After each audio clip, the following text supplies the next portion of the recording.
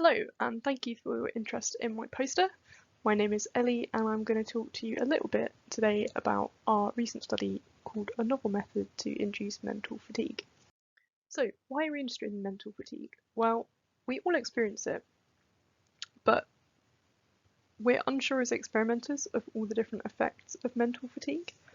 So there's a lot of research into how mental fatigue affects various different things, but there are issues in this research.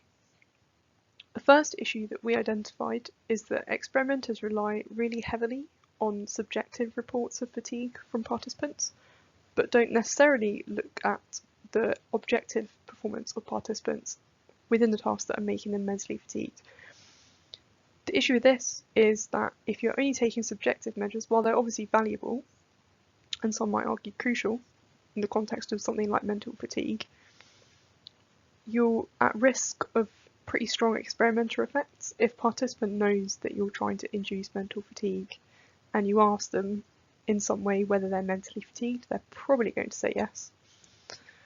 The other issue that we identified is a lack of ecological validity in the way that experimenters induce mental fatigue. So quite frequently, experimenters will do something like have participants do a street task for half an hour or 45 minutes, or another really simple task, and that's an obvious issue when we think about the sort of day-to-day things that might make someone mentally fatigued. They're not going to be sitting doing such a simplified task for such an extended period of time.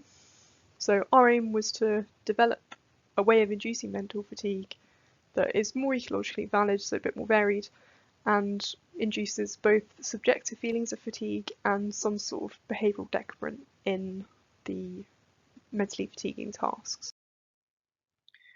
So we had 45 participants complete a 2-hour battery, which consisted of 4 different tests, and we looked at their performance in the first 10 minutes of that 2-hour period and in the last 10 minutes of that 2-hour period.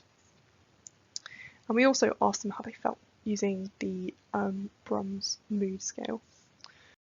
What we found was that people definitely felt more fatigued by the end of that 2 hours, surprise. But we also found that there was a decrease in task performance from that first 10 minutes of the 2-hour period of mentally fatiguing tasks to that last 10 minutes. So if you're interested in our results and you'd like to chat a little bit more about them, you can either contact me by email or on Twitter, or come and see me at the conference. Thank you for listening, and I hope to talk to you soon.